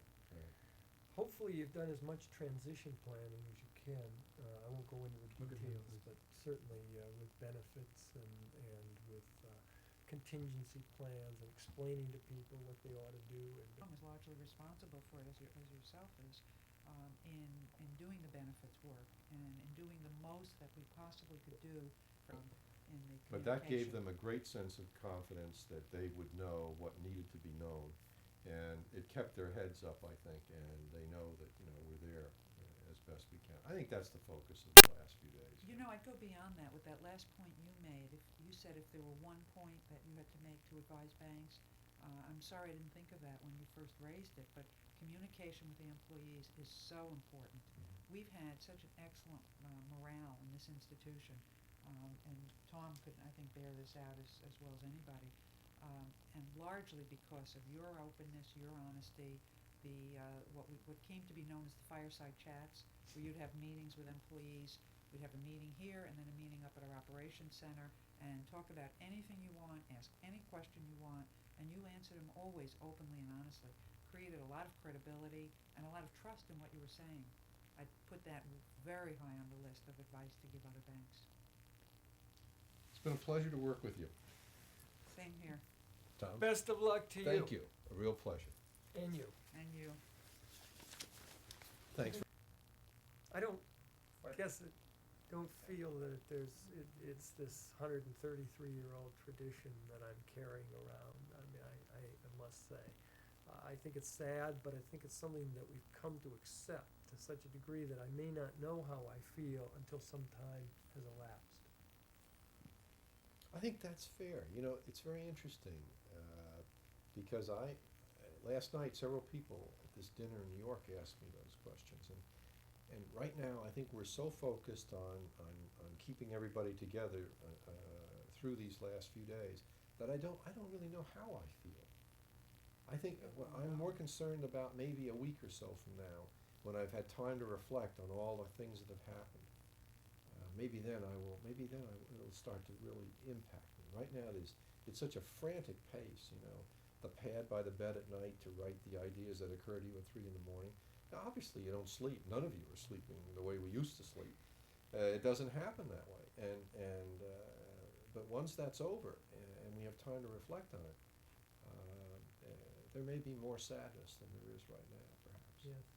I have to also add, though, that I don't think of, like Tom, I don't really think of this as a 133-year-old bank. I mean, when we had the big party last week, which also was a retirement party for somebody who's been here for so many years, and she said, the bank is the people, it really struck home with me. I don't think of this as the charter that was done in 1855, 1859, something like that. I think of it, and we've talked about the people here, and that's what I think of this bank as people. If everybody gets a job, if everybody is taken care of, I'll be content. The tragedy of this, though, is the loss to the banking industry of people like you two.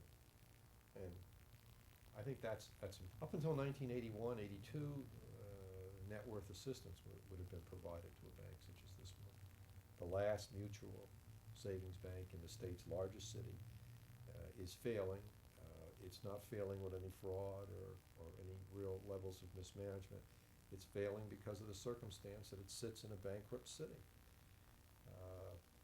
And I think that's sad because it's discouraged some good people who I think are vitally needed in this business, people with creative ideas. And I think that's one of the sad parts of what I see happening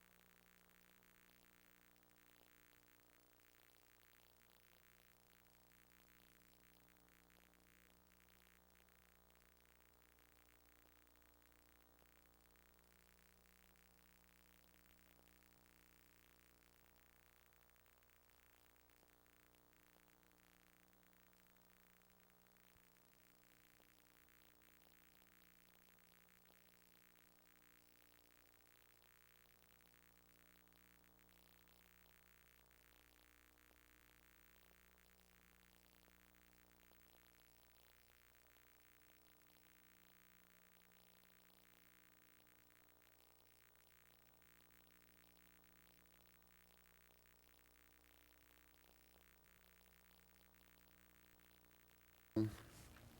Dick, I guess it's inevitable now. The FDIC will be coming in this weekend. You received a letter from them, is that right? Yes, I received a letter dated December 10th from the FDIC, and the letter is addressed to our operations chief and our board of directors. And the letter is telling us we are not to take down our computer system this weekend. So that all but guarantees the fact that the FDIC will assume control of this bank either tomorrow or Friday. What happens now then? Well, what happens when they come in, they first establish that they have been appointed receiver for the institution. They will put stickers on all the windows notifying the customers that the bank has been taken over by the FDIC. They will come up here and talk with me. There's a questionnaire that they normally run a chief executive officer through. At the conclusion of that questionnaire, normally they will take whatever items I have that are bank property, such as a credit card or bank keys or things of that nature. They will also look in my attaché case to see that what I'm taking out of the bank is not bank property. And normal procedure is they will escort me to the door. Mm. And this is after 35 years in banking, 13 years of it, CEO at this bank. Two things, reflect on that, and what will you do from there? Well, I've spent the last 2 years trying to keep this bank afloat, trying to keep all of the relationships, customers and regulators and our employees running as positively as I can, and that is a full-time job. Once this is over, then I'm going to spend some time thinking about what I want to do with the rest of my life. I'm far from being ready to retire.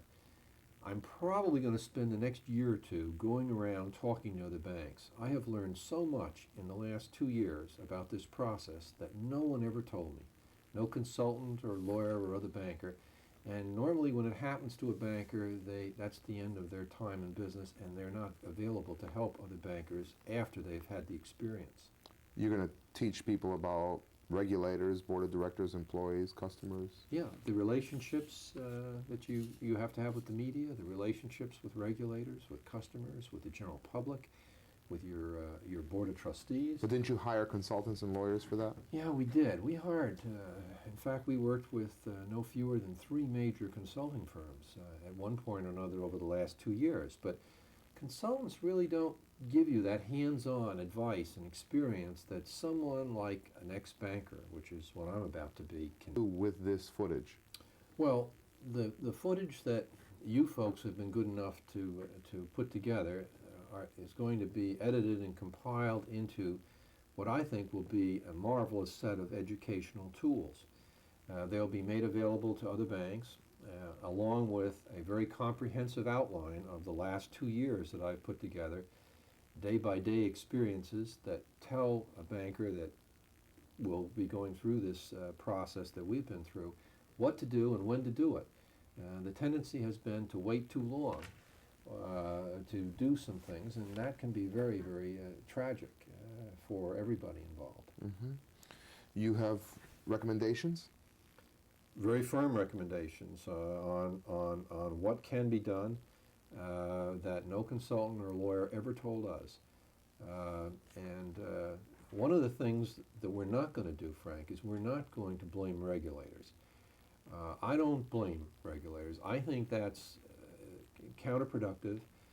The regulators didn't create this circumstance. I think it's unfortunate that some regulators are blaming bankers. I guess in some cases it's justified, but in most cases it's not. This industry is an industry that's a good, honest industry. There are a lot of good banks that have had no fraud, that have just gotten caught in a very, very troubled economy, and they happen to be institutions that made a lot of real estate loans, and that fits our case and the case of hundreds of other banks in this country. This is Herb Bridge. 11 banks headquartered in this city less than 10 years ago. And with our demise, within the next 48 hours, there will be only 1 bank headquartered in the city of Bridgeport. This is the state, very, very troubled economy, and they happen to be institutions that made a lot of real estate loans, and that fits our case and the case of hundreds of other banks in this country. This is Herb Bridgeport. There were quite a few banks in Bridgeport. There were 11 banks headquartered in this city less than 10 years ago. And with our demise, within the next 48 hours, there will be only 1 bank headquartered in the city of Bridgeport. This is the state's largest city. It's its most troubled financial city, and it's a tragedy that this is happening at this time. So your audience, the audience you can help most, will be troubled financial institutions? There are. Actually, I've only mentioned Camel 3, 4s, and 5s, but Camel 1s and 2s can learn a great deal from it as well. particularly if they're institutions that might buy a troubled institution. It would be important for them to know what we're saying. I have a unique set of qualifications to be doing this. I have 35 years of actual experience in the banking business. I spent 22 years of it in the commercial bank business. I spent the last 13 years in the thrift banking business. I've been a director of 2 different banks over a period of 18 years. I've been a chief executive officer for 13 years. I have a good lending background, good marketing background.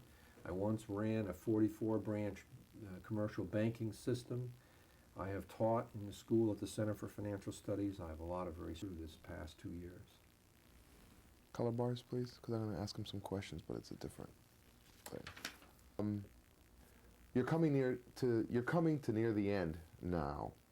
In retrospect, how much does Dick Freeman carry on his shoulders? Well, when you're a CEO, Frank, you have to carry the burden of an institution in 2 ways. One, you are responsible for what happens on your watch. And in this institution, I have been the CEO for 13 years. The circumstance under which this bank has not succeeded and has to have been acquired with FDIC assistance is one for which I'm accountable. That's one area of carrying on your shoulders. But the other area you carry on your shoulders is your responsibility to your employees and to your community, to your fellow bankers, and all the other aspects that you learn from all this. And that's a very tough burden. That's a very difficult burden. I don't think anyone that's been through this experience sleeps nights the way they used to sleep nights. I know that I have a pad alongside my bed at night. I often will awaken at 3 or 4 in the morning and some idea or something that I may have omitted will occur to me, and I'll reach over and jot it down for fear that when I awaken in the morning I will have forgotten it. You have to keep a stiff upper lip. Your employees looked upon you as a leader, and they still need you in this hour of their greatest need as a leader, and it's a very important responsibility and one that I don't think anybody takes lightly if you're in this seat. Your harshest critics might say that you mismanaged the bank.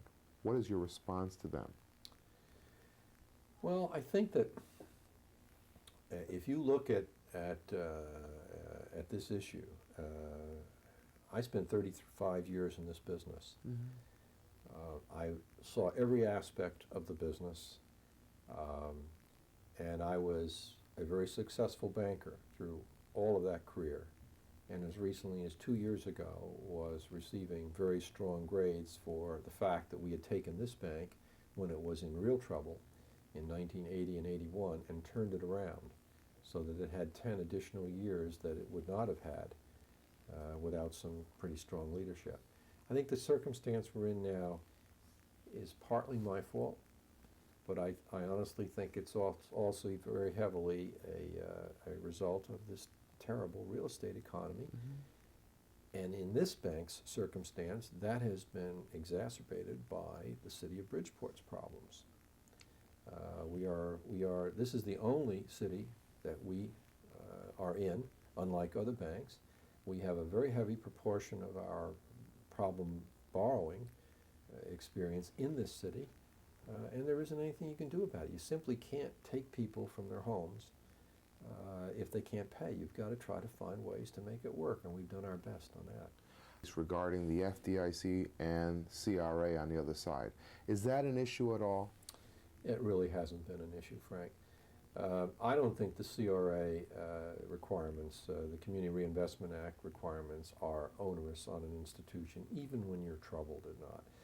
The Community Reinvestment Act doesn't do anything that you shouldn't in good conscience do as a good banker. It doesn't have create a problem for you. Are we okay on tape? We're coming to the end, we probably have. For my introduction so that I can interview you properly. Okay. Your name, again, in very brief, the name of the bank and what happened to it. Ralph Jensen, New America Financial Corporation. Two banks that were owned by the company were taken over by the FDIC on October 11th, 1991. New Hampshire. New Hampshire. That's in New Hampshire. What town in New Hampshire? Manchester. Manchester. CEO of the Attleboro Pawtucket Savings Bank. New Hampshire. That's in New Hampshire. What town in New Hampshire? Manchester. Manchester, okay. Swift Lawrence, former CEO of the Attleboro Pawtucket Savings Bank, a merger of a bank in Massachusetts and a bank in Rhode Island in 1987. Very undercapitalized, would make it through the current situation for more than a couple of months. Okay. Paul Johnson, former CEO. Could you begin again? Sure. Give me 3 seconds. Okay, but I'm not going to use this anyway. This Yeah. is just for Oh, my okay, background. okay, okay. Go ahead. Paul Johnson, former CEO of Connecticut Savings Bank. Connecticut Savings Bank, a mutual bank in New Haven, Connecticut, the greater New Haven area. About $1.2 billion at the time that the FDIC sold it to Center Bank on November 15th, 1991. Just recent. Just recent. Okay, Dick? Dick Freeman, the shithead that ran the bank, right? I know all about that. Okay. Maybe you can, first of all, share, and this goes anywhere you want it to go now, share a little bit about symptoms. Let me start out because I guess I'm the culprit that tried to bring my friends together. And it was appropriately 13 years ago that I asked a group of individuals that really had a common view from the point of view that they were imaginative, thoughtful people that always looked at how they could do a better job. And what I found was that I was not getting the information I needed from Group is now in trouble? all of the group, with one exception, is essentially out of business. And the one exception is the president of Citizens Bank in Providence, where the bank was sold to the Royal Bank of Scotland. With the exception of that individual, all the others are either with banks that have closed or are very, very close to being closed. And quite frankly, as I look back on it, I'm not at all surprised, because the individuals that we brought together were individuals that thought more about the strategic implications of where our industry was going than anyone else. And the reality of what has happened is that those individuals that had strategic thoughts are now those individuals that are in the deepest trouble. Whole that did not have strategic views of change and therefore continued to do things the way they had always done them, without any sense of world changing around them. So potluck is why they're still around, and there may very well be a group in a therapy session somewhere, because you're all going through some type of emotional distress over this, I would suspect. Would you tell me about that? You're all part of a new peer group. Well, Frank, if this was 1981 instead of 1991, every bank in this group would have, by this time, received net worth assistance from the regulators. And that's just the bad timing of the current circumstance. Dick, maybe you should explain what net worth assistance is Okay. and who got it. In 1981, Be brief, please. the chairman of FDIC was Bill Isaac. Bill Isaac had a philosophy that said, let's take a look at the management, let's take a look at the circumstance of the bank, and if that circumstance warrants it, we will provide some net worth assistance that will keep the bank alive through this tough period of time. That is not occurring today. That is not occurring today. We are just categorically, you don't have a net worth, we're just putting you down without any regard for the quality of management or anything else. In fact, one of the dilemmas you have today is if you're in this business, you feel like a criminal. If you're in the circumstance that I know we're in, our bank is within 48 hours of being taken over by the FDIC as we make this film. And I feel like a criminal. You resent that? I do resent that. Are taking CAMEL, the acronym for quality of an institution, and they're forgetting the M in it. They're recognizing the C, the A, the E, the L, the M, they're backing into it, and in many cases they're losing very high quality people. All of us and the others of this group that aren't here are part of a process. And it's a process that's supported by Congress. Some of it comes out of the Texas situation. but it's basically to reduce the banking industry by a substantial amount over a period of time. So the ones that survive will be far more competitive. Could this group been a group of Texans? Fall in the category of the smaller banks, happen not to survive in this situation, so be it. It's not really a great tragedy. It's not a great tragedy, Yeah. and my impression is the whole focus from the regulators, supported by Congress, and I find no fault with them, is one of be tough, move the process along, and as a result of that, on the other side, many people feel that they're being treated like crooks, if you will, because we're really dealing with policemen. A New England symptom, apparently, of the banking industry. Dick, you were telling me a little bit about your peers, and maybe some of you could jump in here if you want. Well, Paul hit this issue just now, and it's an important issue. You have got to be concerned for your own ability to handle this circumstance.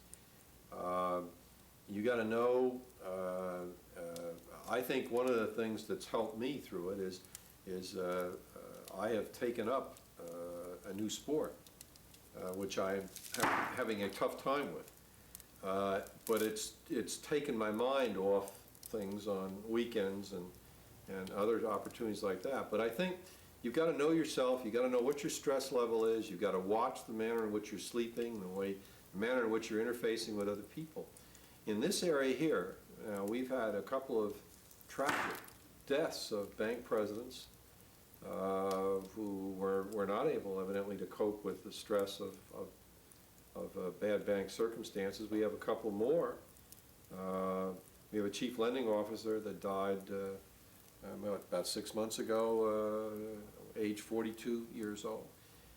It's an enormous stress, and you get it from every direction, your employees, your family, the community, the media, your customers. Your family. And your family is definitely part of it. And it's such a wrenching experience in your life that you really have to be very much on top of your own circumstance and know what it is that you're going to have to do in order to cope with it.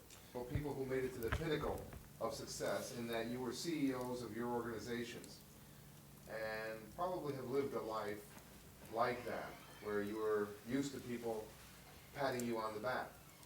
And now you have people who will say you were a failure. How do you respond to that?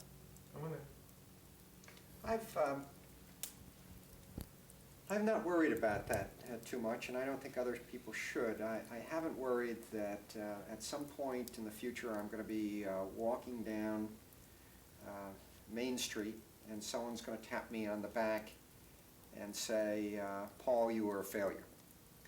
They may think it, but I don't think that they'll communicate it.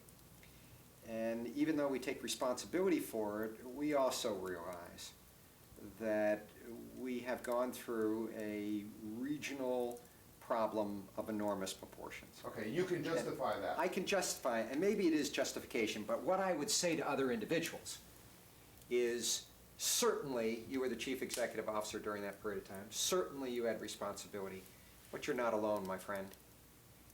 It wasn't totally your fault. There were other circumstances that no matter how smart you were, no matter how good a strategic planner, that you were not going to get through it. I suppose it depends on how you define mismanagement. If you say mismanagement was making loans to good customers that had come into your bank for maybe generations in some cases, within the real estate field, during 86, 87, and 88, yes, I was guilty. Our bank was making loans right up until 1988 into a real estate market, which I guess in 88, approximately 89, turned completely 180 degrees and turned into a bad place for our bank to have made loans. And I was part of that process where the bank was making loans. Yes, I was. The trick is to look ahead and know something was going to happen which had never happened before in New England. and in fact in this country. And when I see the First National Bank of Boston brought to its knees, when I see the largest lender in New England, the Bank of New England, a failed bank, when I see probably, I You're don't in good know how company. many, I know that there were a lot of people I who don't know did whether not, good company, but who you know, did we're in not, company. who were not able to look ahead. A lot of people who I perceived as very, very smart, very intelligent people who didn't call that turn either. And I didn't call it. And to that extent, yes, as Paul said, we were captains of the ship. We were ultimately responsible, and perhaps we should have looked ahead. But I guess I get a certain amount of comfort, as it were, or whatever, rationalization of the situation by knowing that there were very few people in my estimation who did call that turn. As we discussed earlier, for different reasons their banks are still here, not the fact that they understood the marketplace better than we did and called that turn. What is going to... Well, it will be enormous in my community because I am one of the few people, I think maybe the only one sitting here today, that lived, I think, in a little bit more isolated community where I don't believe that the larger banks can replace for the communities what the smaller banks have done in terms of customer service. Although I think everybody here will immediately jump and say that in terms of community service, the importance of the banks and the mass that they brought to the communities is never going to be replaced by having a branch system of a Chase Manhattan in Bridgeport. That is just not going to help the local hospital or the local homeless situation or anything like that. What about New Hampshire? I'd like to hear looking forward. Frank's question addressed to New Hampshire. My impression is it could be seen right now. I mean, the 8 banks basically were resolved in October, so we have some 2 months of history, and it will never be the same. The dominant amount of banking assets are controlled by out-of-state and, in one case, out of the country. The point that Swift made, the civic contributions that the banks made and bankers made, will never be done again because there isn't that local commitment. I think the ability to finance business growth, small business particularly, will not be there. And unless individuals and local businesses are willing to change dramatically on how they operate their business, how they feel about reporting to their banker, they will not be able to receive credit. And this will go on for some period of time. Now, many say that the pendulum will swing, but I think these actions have been so profound that it may never change and may become more severe as the pressure becomes more intense on the federal government to deal with the big black hole in the banking industry that's basically nationwide. Speaking, what should the taxpayer do? Well, you have to understand that, and I'm not being flip, but many of the taxpayers were the beneficiaries also on the other end of the ability of banks to take risk. Not all risk was bad. Lending is risk. Also, taxpayers were the beneficiaries of high rates that have been paid for now numbers of years, particularly in New England on deposit accounts. They wanted it. They forced it in many respects, and the banks complied, unfortunately. And now there's a hole that has to be filled. And my impression is that the process of dealing with the trouble in the banking industry, and the trouble is very deep, will have to change. And we talked about this before. There has to be a different way, a cheaper way, of resolving troubles if you have reasonable management, if you don't have fraud. Maybe you had some bad judgment at the time, but there has to be a cheaper way of resolving it. Otherwise, the taxpayer is going to go broke. 10 years from now, when the historians and the economists have an opportunity to look back at this period of time, They'll say some of it was a very, very natural transformation of an overheated economy in New England to one that was going to be more normal to the rest of the country.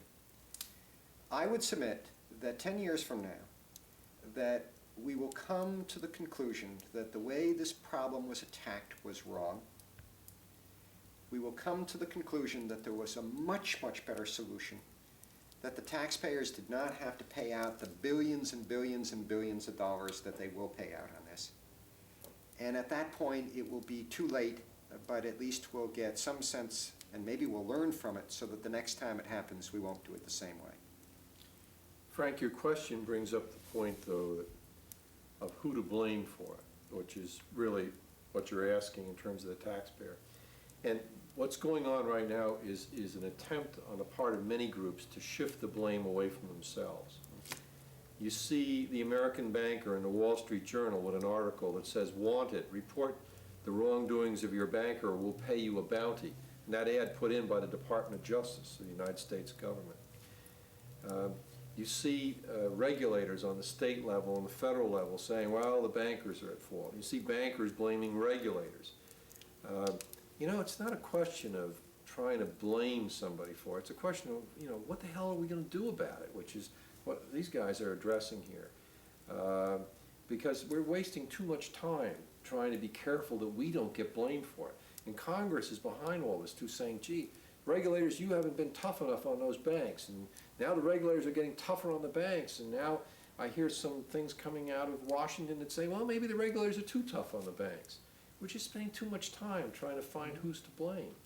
It's a situation we're in now, and we ought to be spending our time trying to figure a way out of it. Can I say hello? Hi there. Hi. How you doing? How are you? Good. How are you? Good, thanks. I just thought I'd stop. You know everybody. You know Mr. Jensen, right? Yes. Yeah. Hi. Hi, Swift. Hi, how are you? Johnson, how are you? Fine, thank you. Wonderful to see you. Yeah, we think it's as much as that. I bought your stock 2 weeks before they took us over. Because Turn I the tape figured off. You can nod a little bit, Ralph. I figured Nod they were your together. hand, yeah, like you're And affirmative, yeah. that the market had done very, very little, it had done a point after Senvest. And I figured Central. After Central, Yeah. And I figured that they have to make money on this thing, because they have to make money. It's a license this year. We made 30 million on the central bank acquisition, and then But we don't know yet his numbers. We don't Yeah. know what happened. Can I just So say? keep looking at. But our financial guys are saying it could be as much as $100 million. If they'd given you 40 or 50 million, they could have, net worth assistance, they could have kept the bank Well, rolling. I think it will end That's up what- that it will cost them 200 million. Oh, I'm yeah. not sure how much Center Bank got out of it, but it'll cost the government 250 million to take us down. When there's no question in terms of where we were. You can turn your body Didn't go to any shareholders. Don't talk, just look at Ralph, Yeah. okay? Well, it was amazing. not Even in our place now, Say they not had him, people as if just you're put saying in a bid yes. for us without any due diligence. Yeah. People No, says, we Yeah, need this in order for cutting. David Carson so- told me that last night. Just look at him and nod. Bids went in on Bids Tuesday. went in on Tuesday. You don't need to For talk, so- okay? And Look back at Tomorrow Dick. afternoon. Tomorrow afternoon. You can I look at expect to Dick see- You now. heard anything? No, who else bid No, you that? can they don't nod. trust me. They Say don't. yes, You won't. I got affirmative. cameras rolling all over the place and everything. You See, so won't hear anything. but Dad, they who have- bid? I'm gonna First give you the federal sword bid. first. we don't, these guys will tell you, Just you look at don't Dick, know Paul, anything. just keep looking at him. You don't know anything. Don't talk. Don't, we need you not to speak. Yeah, just look at him and nod an affirmative. You asked him for the impossible. Okay. For 5 minutes. That's a long time to look at that. I'm scared. That is we impossible. know- 30 know seconds. that- Just look at him. Nod your hand, affirmative. We know that, Okay. Great. Peoples, Dave Carson told Are me you last more night, serious? that they were putting in a bid. He said, Mm-hmm. I'm going to assume we're not gonna win it. So I've Now, got. can you look at Ralph, please? Paul, look right over here. Yeah, okay, and It's not a good sign. it's okay.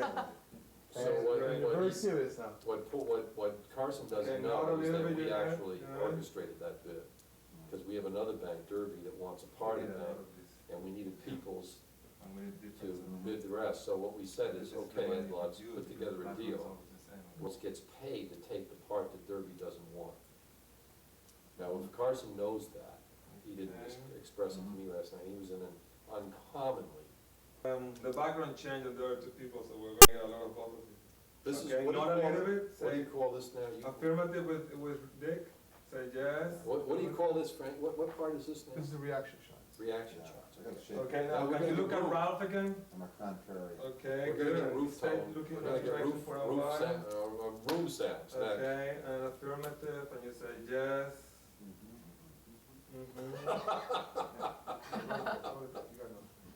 Okay, now go back, turn back to Dick. Can you look from Ralph to Dick without looking at the camera? This is pretty authentic looking, I must say. It's a, You've been smoking? Come unglued. Very serious, Dick. I can talk again. Now, Dick's the one that can't talk. And you gotta be very serious. Okay, we have 1 minute for you, so. Let me tell you what's gonna happen tomorrow, if in fact tomorrow's the day. I'm gonna know it, Dick. At some point, you gotta go. Oh, with the upstairs fireplace, what are we gonna do? To Judge Mahal's. Was that right? Yeah. You have to go. Oh, yeah. You'll be the. Don't move your sheriff will hand, please, okay. The sheriff will come, and he'll serve you probably sometime between 10 Okay. o'clock and Dick, if you can look at 11:30. Ralph. And you have to appear at 2 o'clock. Good. And you then go down, and they will have, the FDIC will be prepared to have people at the branches at 3 o'clock. They'll call the employees together at 3 o'clock. Okay, look back at Ralph. You will not be able, make sure you get this. Pausing with Paul, yeah. That's You will not good. be able to make any comments to the employees. Probably just as well you don't, because they screw it up anyhow. I talked to Okay, Ralph if you can look at before, Ralph again. before that process. Paulie, were you saying at 2 o'clock they'll come in, they would come?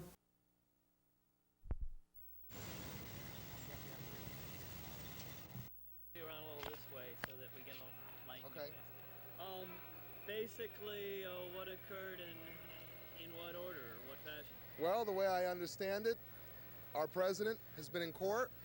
It's changed hands. It's now with the FDIC, and they'll be coming in relatively soon. And I think it's around 2:26 that this afternoon that they changed hands. This was It's been very unfortunate for the whole city of Bridgeport, for the community.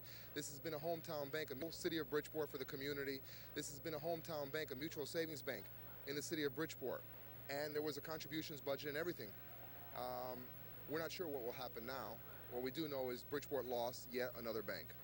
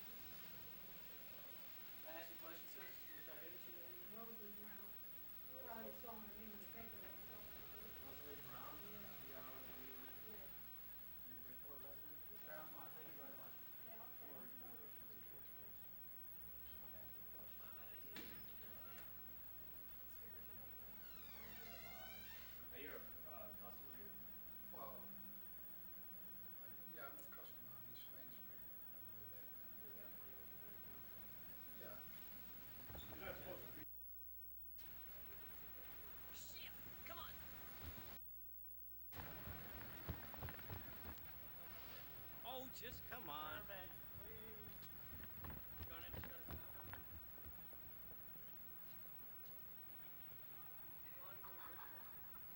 Okay, there's the door.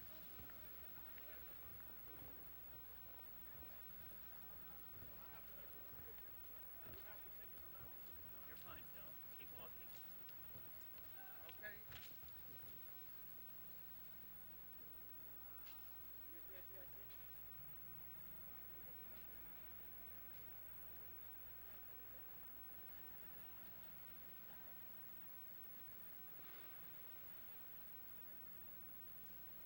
Shouldn't have let them in. I think they're close state and federal. We'll get it.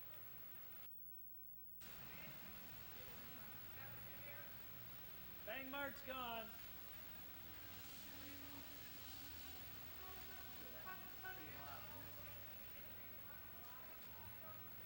Phil, turn around quick. Point up. 6 foot.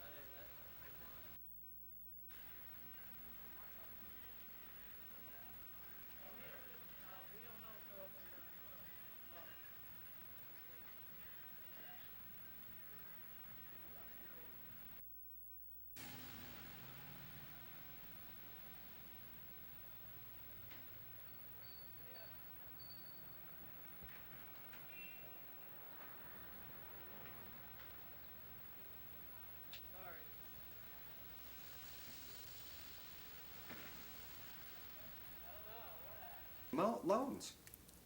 I mean, what you would have done is if you could have seen the future in 1979, when you have to remember that we were going into a period where interest rates went up into the 2021 era. Yeah.